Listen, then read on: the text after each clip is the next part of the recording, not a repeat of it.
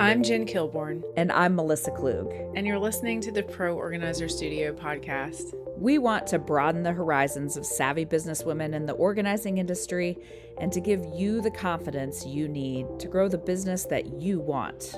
With strategies designed specifically for professional organizers, we hope to inspire you wherever you are on your journey of entrepreneurship. We're so happy you're here with us. Now let's get started. Hey, Pro Organizers, it's Melissa, and it's another week here in the wonderful world of professional organizing. We are working on so many things behind the scenes, and you will be hearing about them in the upcoming next few weeks and months as we start to roll out cool new stuff for everyone. But I just wanted to remind everybody that a week from today, as I am posting this, April 17th, we will be closing our Organizing Essentials enrollment. We are open right now for enrollment for a new cohort in this program, and this is a course that came fully from my heart. We are talking about one of my favorite subjects, which is actually working with clients. Our Inspired Organizer course is about business building. It is how you actually build and grow your organizing business. Organizing Essentials is very specifically about what do I do when the client opens that door? How do I work with clients? How do I actually organize with them? How do I work with challenging clients? How do I pick products? What are the best products for kitchens and bathrooms and all of those things? Everything that has to do with actually working on the ground with a client. What do I talk about in a consultation? How do I not give away too much in a consultation? All of these client-facing things we talk about in Organizing Essentials. The best part of Organizing Essentials, the part that everyone loves the most, is we have a monthly live Zoom where you can ask any client-facing question that you have. We have talked about it all. We have talked about the best ways to organize with neurodivergent clients. What is the best way to organize with someone who doesn't ever like to say goodbye to anything? What's the best way to work with someone who doesn't want to be involved in the process at all? I mean, I can give you 100,000 examples, but well, not really 100,000. I give you a lot of examples. But this course is about the clients, and we have people in this course that have been organizing for a long time. We have some people that are brand new. It's a wide variety of organizers, but it's an awesome group of women. So we are closing April 17th. It is $249, or we have a payment plan that's available, and we would absolutely love to have you join us. If you would like to get a taste of what one of our Zooms is like, please email me, hello@proorganizerstudio.com. I will drop you one of our Zoom sessions. Or if you have any other questions, like what is the difference between Inspired Organizer and Organizing Essentials? Which one is right for me? Anything is fair game. Please feel free to email me, but we would absolutely love to have you in our program. Go to proorganizerstudio.com/links for all of the details. I do promise you that it is a great investment and a great group of women. So in a kind of an honor to Organizing Essentials, in which we talk about client stuff, I wanted to bring you a conversation, something that Jen and I recorded. And this was just kind of us talking off the cuff about several different things related to organizing with clients. I hope that this is helpful to you today.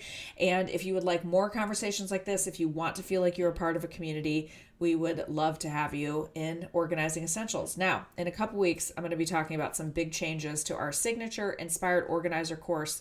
So stay tuned for that too. So much good stuff going on at Pro Organizer Studio, and we are happy to share it with you. So sit back, grab a glass of tea, cup of coffee, glass of wine, and join us for our conversation. Okay, so we asked a question on Instagram recently. All we said was, ask us anything. We'll answer anything, which, within reason. But my favorite one that we got was from our very favorite people that we love, Sarah of Practical Harmony Organizing, who asked, why are organizers so badass? Why are we so badass? I think so many reasons. I think that we're so many things wrapped up into one. I agree with that. Go on. The word I used to describe myself sometimes as a Sherpa, the people who help people get to the top of Mount Everest. Okay. And so I like to say that I am helping someone with their emotional baggage and their physical baggage.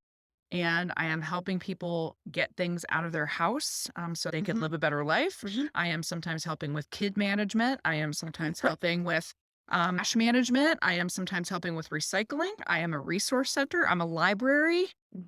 We're a lot of things. Yeah, that makes a lot of sense.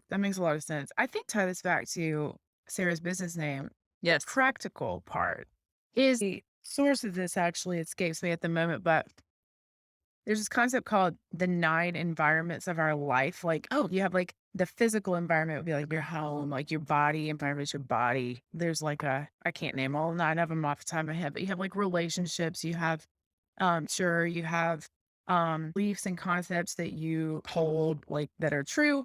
And so basically the concept is that anytime that you upgrade one environment, it sort of automatically lifts the others. Oh, And what love I that. personally like about organizing is that you're working on the physical environment in a very practical way, Mhm. but it does have real effects on your mental, spiritual relationships, all those things that you have going on in all other areas of your life. So similar concept is like when someone's, really unhealthy and out of shape and they really start to take control over their body environment and then they start to feel this sort of like positive ripple effect over their other things. Right. So it truly is like I always say a professional organizer is kind of like a personal trainer for your home. Yeah.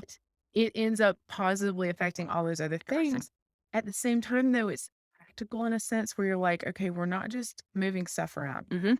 getting things done, Yes. getting things start to function.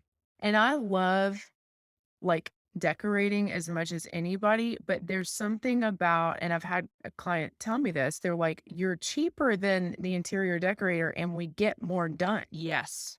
And you know what else is more expensive than professional organizing? Therapy. I had a client say to me one time, I thought about putting it on my website and I probably should have. She said to me, I have done a cost benefit analysis and you are less expensive than my therapist and you get a lot more results. This is true. I mean, but when you think about it from what I was saying with the environment, it is true in a very real way. Yeah. And it's not just like, oh, I feel better because my closet's finally clean. It's like I actually have this like lifted off of me mentally. I'm being nicer to my family because things are sort of functioning better and we can find things like that's the answer to Sarah's question. We are badass because we know that it's not just about the stuff. Yes. And it's not just about the pretty containers. Like, it's about, like, hey, this is your life. Like, this is our real life. This is your family, or this is whoever you're living with at this time. Like, the relationships do matter. And it's nice to live in a living space that works for everyone. I think that we are able to sort of see what the family needs are and kind of see it all function together. Times when people are very overwhelmed and they can't possibly have that vision for themselves. Do you think it's like, I mean, we are a combination of a lot of things. Absolutely. Well, and I think it's about helping people control their house instead of their house controlling them. Mhm. And that's manifest in very tiny ways. Like I had a client who said, all I want you to do is help me figure out how to stop losing my car keys. I mean, she wasn't even joking. It's a good goal. Yeah. And so it's like, no, her house was in control of her daily life because she was constantly misplacing things and she couldn't find anything. And then she would leave. She would be stressed when she left the door, and she was a doctor. And so she would be stressed when she was seeing patients because she was running late. All of those things, Mhm. you are controlling your environment and you're helping someone to not have an inanimate object control so much about their day. This is a question that comes up even with experienced organizers. Are first starting out, how know how long a project will take? And the answer is Dun, dun, dun. You never know. That's almost always my answer to people, but let me explain. So I'm going to talk a tiny bit about what I do in my own business, but then also when I coach people, what we talk about. So my answer to a lot of things also frequently uses the phrase "it depends." It depends on what kind of organizing you do. It depends on whether you are by yourself, if you have a team. There are a lot of things that go into this. But I find that as you get more experience, you start to get a better idea of generally how long something is going to take. But in terms of giving an exact estimate, I find that is impossible. So every single person is going to be different. Now, I will say in my personal organizing business, I mostly work with people who want to do big decluttering. So they are having to make decisions about things. And so that is particularly hard because before you work with someone, you don't know how long it's going to take them to make decisions. If they're the kind of person that has to tell you a story about every single thing they own versus people who make decisions very quickly, that time is very different. So It is a combination of things that goes into that decision making. Now, when I work with coaching clients, we talk about all of those factors. Are you by yourself? Are you with a team? You start to get a better idea of, hey, for this level of project, it might take us 1 day, it might take us 2 days, but that's something that really comes from experience. Go-to answer at this point is exactly Melissa's, but also the only times that I've been able to hear of people giving accurate estimates at this point are when they are working with a team. Yeah. Or I guess if they're working by themselves, but if as a rule you are working with yourself in a team and the client is not present. Yes. As the only because you only know about you. Yeah. You don't know anything, especially at the beginning of a project, about the other person, no matter what they say. Oh, I'm ready to let stuff go. Oh, we're going to just zip through this. It's not going to hurt at all. Oh, my husband's totally on board with this. Whatever. You don't know. Okay. So what I will say is we believe that where people come from with this is that they want to make sure that they're not losing the job. So this ties into a lot of other things that are part of the business model that I teach and operate from. Of course, you can customize this how you want to or what works for you. But I do teach package pricing. Do encourage people to say, I will know more about our work style and how quickly we are moving. Time we're halfway done with the package, I'll be able to more accurately forecast where we will be after your session hours have been completed. Now, and one of the reasons for that is one, you got to get to know the client and her house and the work style and all of the factors that are actually involved. Like, did they actually get childcare or do you have children running through your workspace? They let you do a little bit of it on their own. Will they actually complete the homework? Will they do homework? No, they probably won't. But anyway, this is a really like studied and proven scientific project management principle. You know the least about the project at the beginning. That's just fact. So that is not the time when you should be giving a project estimate. And anytime that service provider is giving you a project estimate when there are so many unknown variables, and then some other organizer might come and like lowball you and say, well, we'll do it for this much because we're estimating this or whatever. What they're going to do is they're going to add on and add on and add on things that the client did not foresee in order to make up for the cost. Their business model, which is to estimate low and then add on as the project goes, where the client's not going to be able to complete the project unless they're paying for extra labor, whatever, to stick to that timeline and delivery. So the client, in my opinion, is going to get screwed over by that system. They are being served much better by you saying, this is an intimate personal process. You want to work together with me or my team to get this done, and we want to help you. We want quality expectations. Of course, checking in along the way with the client and kind of saying, how are you feeling? Are we going too fast for you? Sometimes a client does not want to go as fast as possible. That That's is a a really great point. common misconception is that, oh my gosh, I have to bust it. And me and my team have to like literally make some like home makeover by the time the client gets home this afternoon. No, sometimes that's very jarring. And when a client are working one-on-one, if it's kind of it's a lot of heavy decision making, think about from their point of view, they've got to use a lot of emotional and brain energy to be making these decisions in the first place. That's a really long-winded way of saying I recommend, especially when you're at the beginning of your professional organizing career, ever attempting to make an estimate. And if your client questions that, give them the reasons that we just stated, which is, important to me that I am helping you make the changes that make you feel good in your home.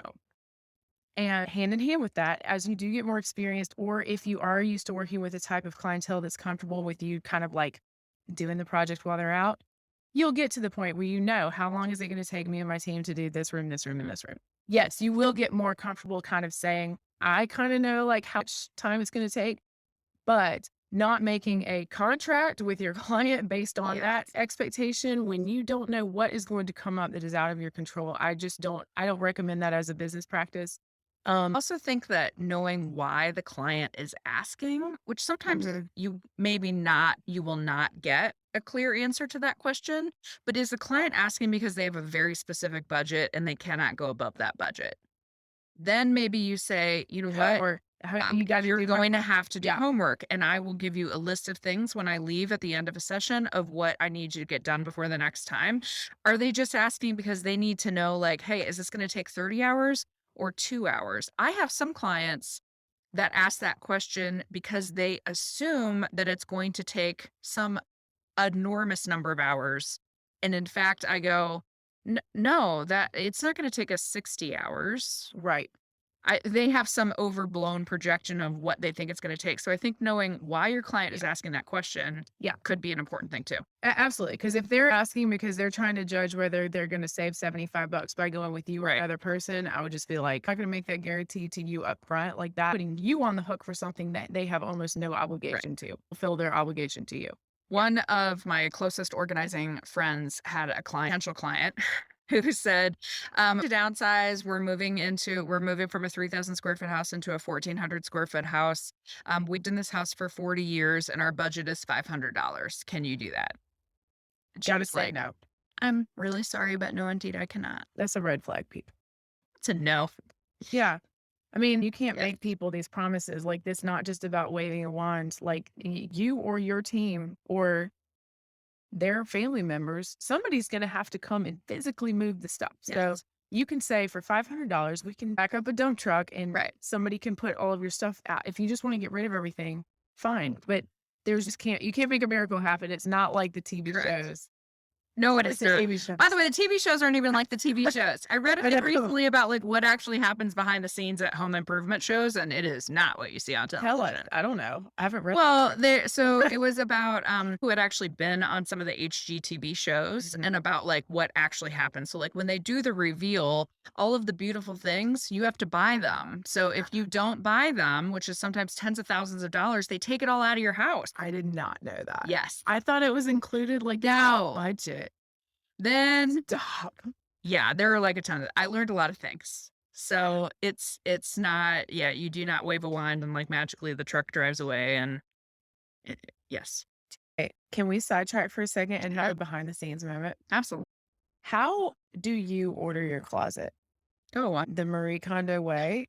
Okay, so I'm very specific. I'm very specific about mine, and I feel like it's like a very private choice. But how do you decide? Like, you have all your tops together. I do. Are they in rainbow order? No, they are not. Are they? The way I have done it is I group type of clothing.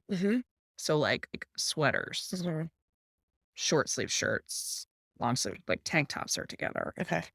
Sometimes in drawers. In drawers, I'm a little bit more specific. Okay. But in Marie's world, you go in ascending order of length. Yeah. Which I actually hate.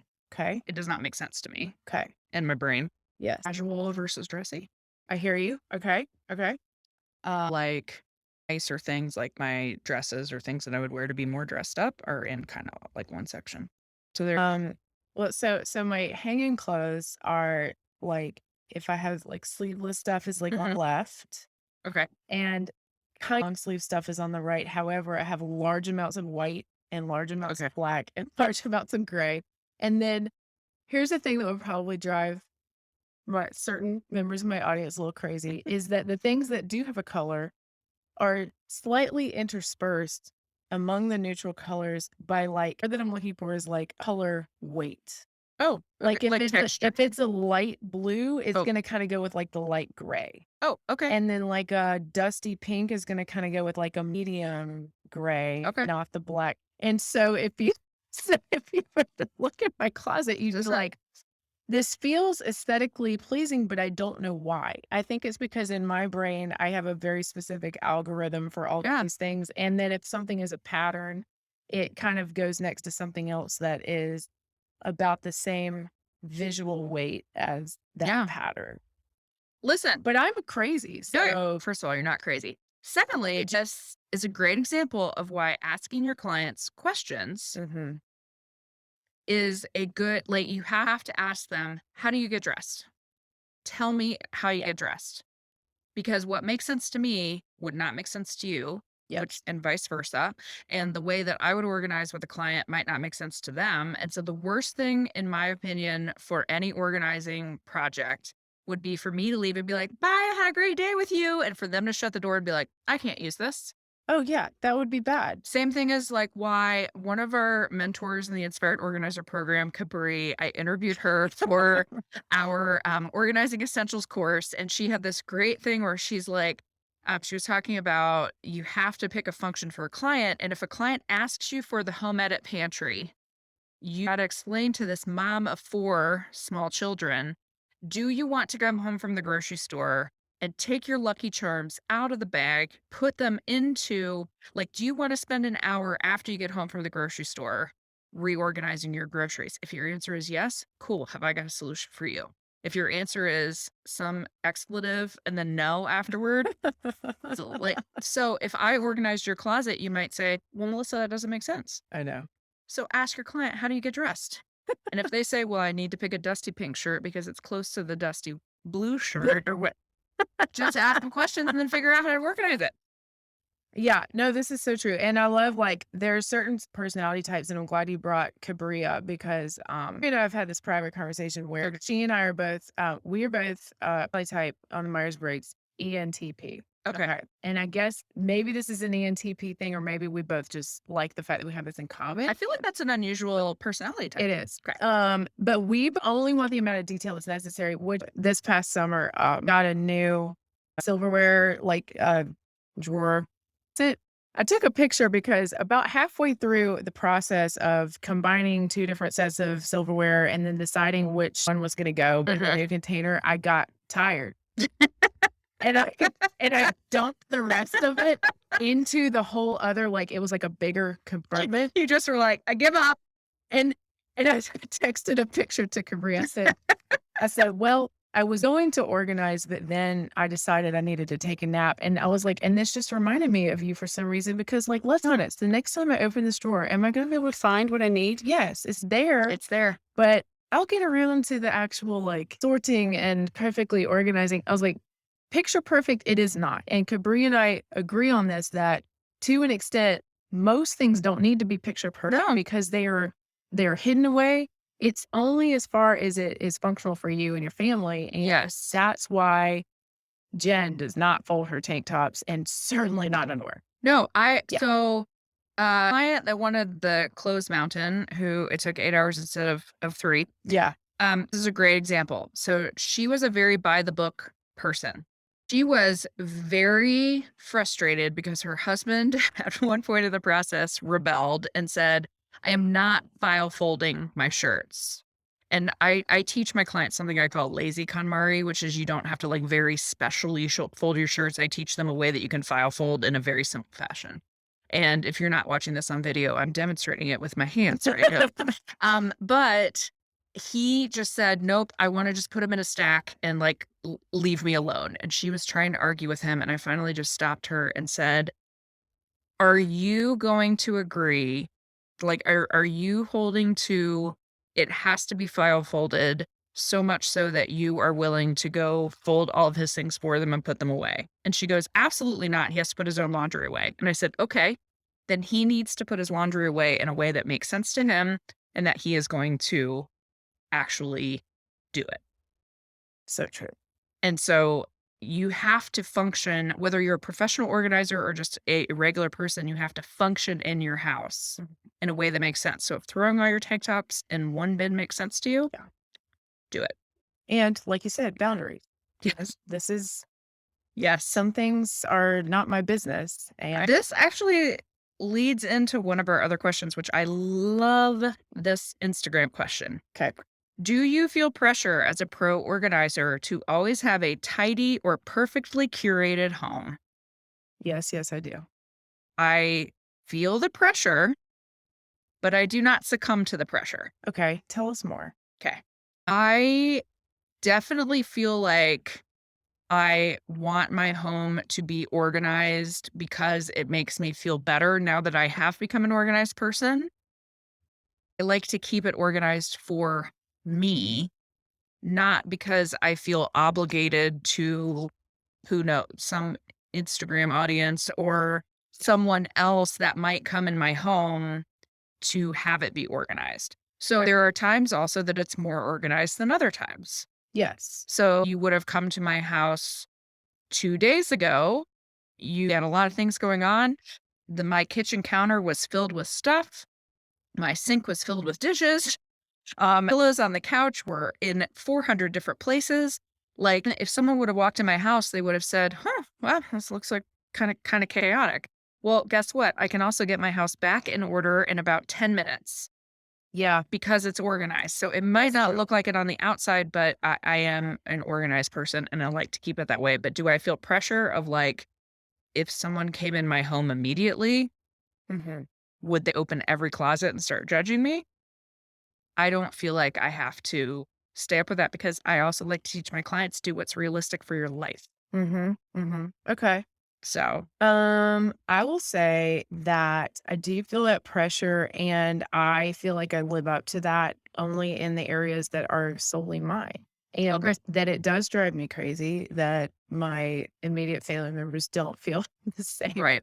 need. However, I also, in a realistic sense, know that, you know, the Home and Garden magazine is not knocking on my door saying, all right, pop quiz. Right. But I also know long work in progress have like we happen to have one of those homes that, like you said, uh, was not built with like just a million, square feet of storage and pantry space. I mean, our pantry is like the size of your computer, like you said. So for a long time, he's like, we don't have room for that.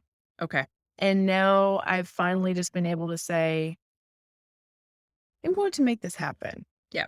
And it does seem to finally catch on, and so I hope that that does make me feel good in a way where I'm like, I'm being a good organizer by using and doing some of these principles, even though someone else around me might not 100% love it. Yeah. It sort of does seem to have a trickle down effect where I don't have to try to directly control their spaces, but they're sort of are like soaking up some of the Yeah.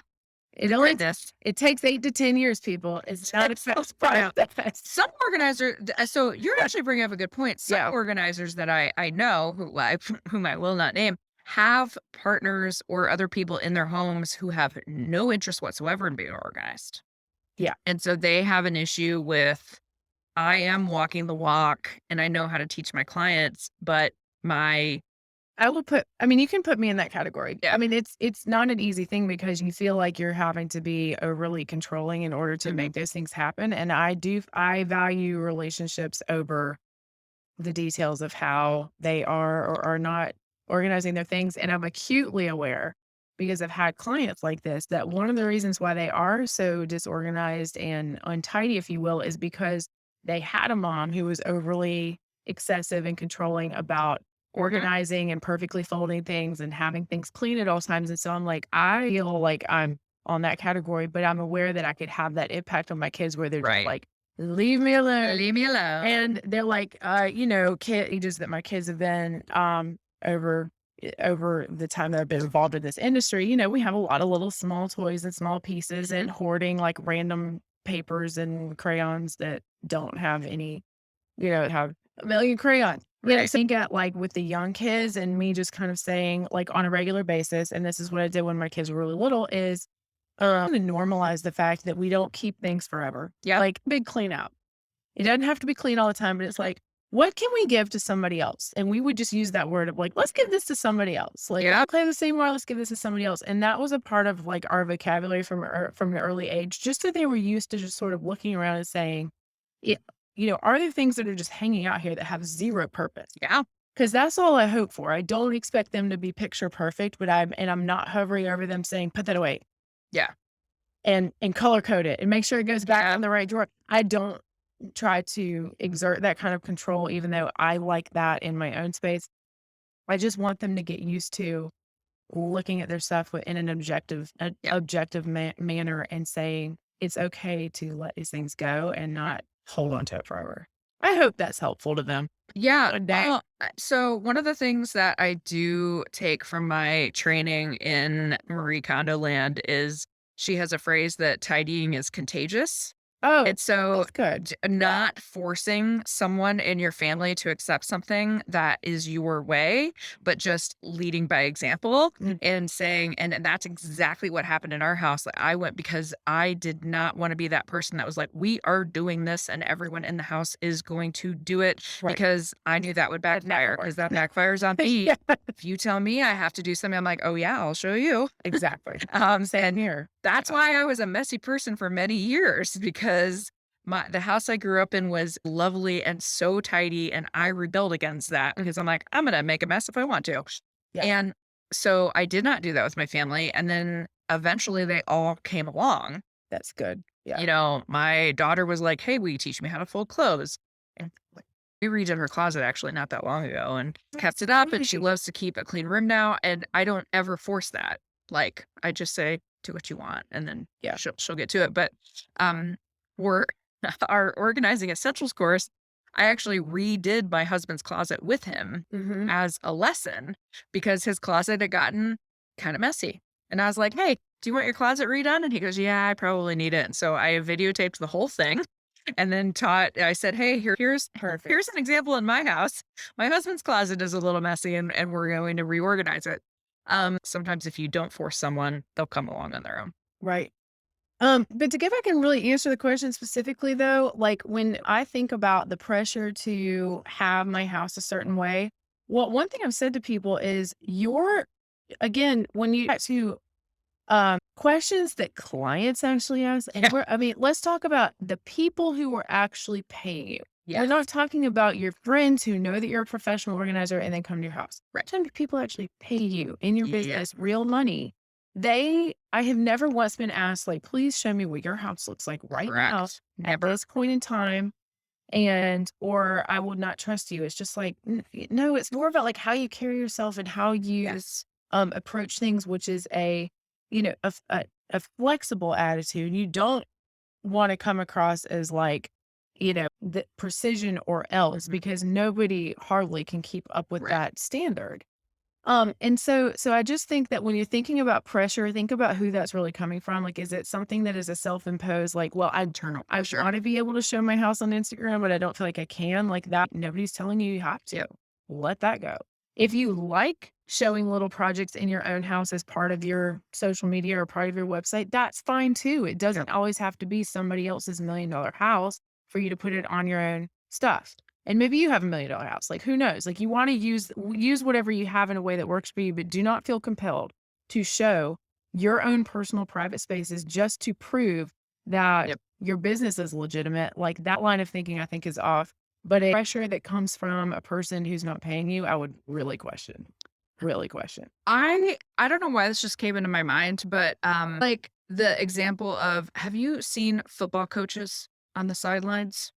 Like if you look at a football coach and you're like, Okay. you What are we could talking not about? run a 40-yard dash in 5 seconds or like whatever a quarterback has to run or whatever. Like, Yeah. but they're still the head coach of an NFL team because they're very good at other things, right? Like they still are able to tell a player what to go do. So They your house, understand mindset. yeah, Yes. you don't have to leave your house to go to a client and have it be pristine for you to be a good professional organizer. Mhm. And you also know that real life happens. So you might step on 22 pounds of Legos on your way out the door. That doesn't Right. make you a bad professional organizer. Right. You are the coach. Yeah. You are the person who is coaching your client on how to live a better life. And that definition of a better life is theirs to decide what that looks like for them. Right. So now I will say, I do think that it is important to have a base level of organization in your own home.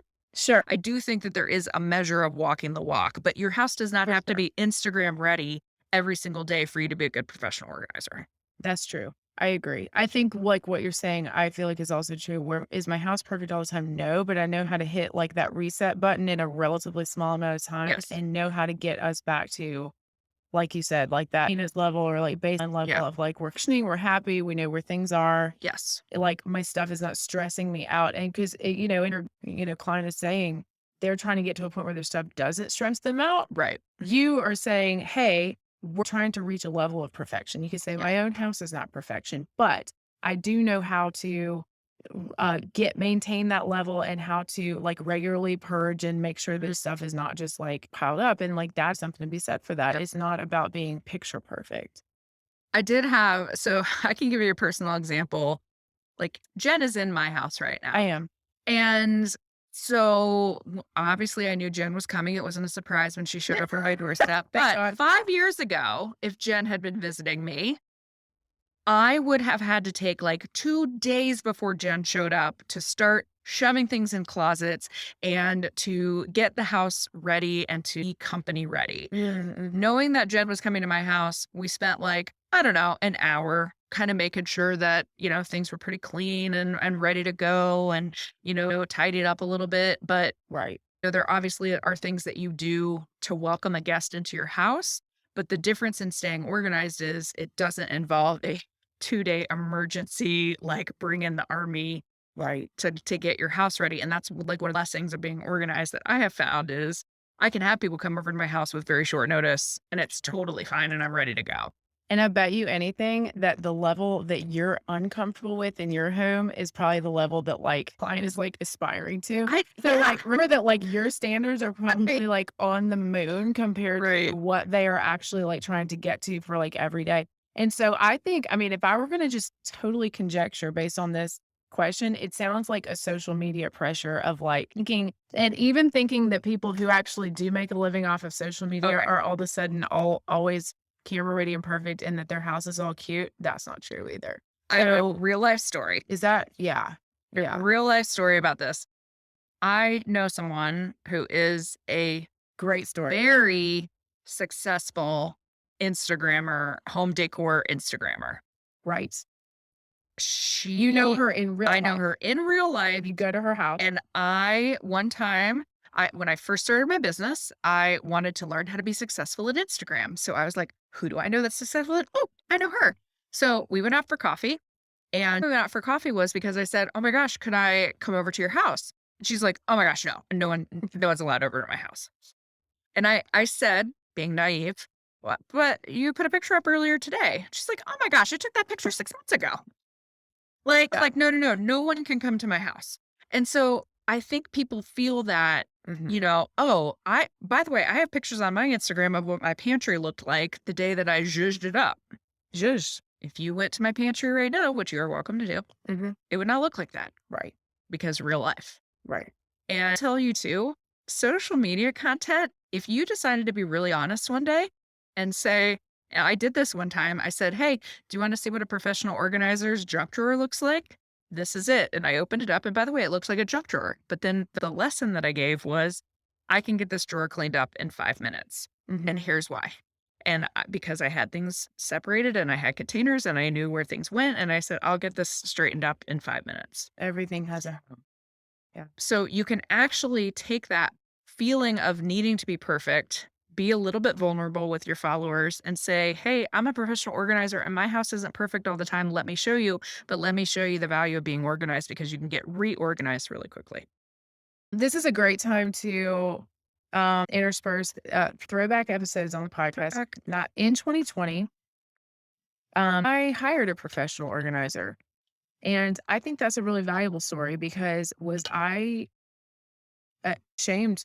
Not in the slightest, right? Not even ashamed to say, this was a moment where I knew I needed help with something very specific that I had been putting off for a very long time. I, out of anybody, would have known how to do it. Yep. Would I have been embarrassed to like put this particular area on Instagram and say I'm a professional organizer? 100%. But I didn't feel embarrassed about the fact that I said, I knew what I needed help with, and I knew that somebody who would not judge me, knew kind of framework and how I had to make some decisions about some things could come and just like let me sit, and then I could watch her, and then I could make those decisions and talk to her about something that was very stressful to me. So in essence, it's a little bit of the opposite of what you're asking. There's no reason why anything in your life, like ever, has to be perfect before you're able to help someone that's a little bit further behind than you are. But also there is going to be times, even if you are super proud of your home, that you personally struggle with something. And if you are not making it okay and normalizing asking for help, then they will never, like, they will never. And so I actually did share, did on Pro Organizer Studio Instagram, the not that I don't think I did put the full before and after actually of this particular closet that I was dealing with. And I said, hey, raise your hand if you're like me. And there are just sometimes when you're the person who has to get your own help and take a dose of your own medicine. Melissa and I did a podcast episode where I talked more in detail about this because I don't know if it was a combination of like 2020 stress or if it was just a little bit of like life starting to happen and pile up where I had been avoiding something that I really did want to do. Talked to her about that. Actually, we got some good responses back from that where they're like, that was really cool that you shared a story. And if you think that I was not, now when I say I wasn't ashamed, I was not ashamed at all in terms of like, I want to pay money. I want it to be somebody. I don't want it to be my mom, my sister. I don't want it to be somebody else. I want it to be a professional who does this and can help me knock this out. However, did she know who I was? 100%. Yeah. I was like, do not tell anybody when you come to my house that I live in chaos sometimes. I mean, I said that, but it really is true. Like, it doesn't mean that just because it's true that I live in chaos and sometimes, and I'm ashamed of it in some ways, do I feel the need like I have to put it online? Like, no. And so if you are feeling like you need to show your house in order to prove something, like that part that I wanted to come back to and say, it's really okay whether you do or don't, but there is no reason, there's nobody out there, certainly not me, saying you have to prove yourself before you can have a business, before you can get paid, because that is a lie. That is such a lie. I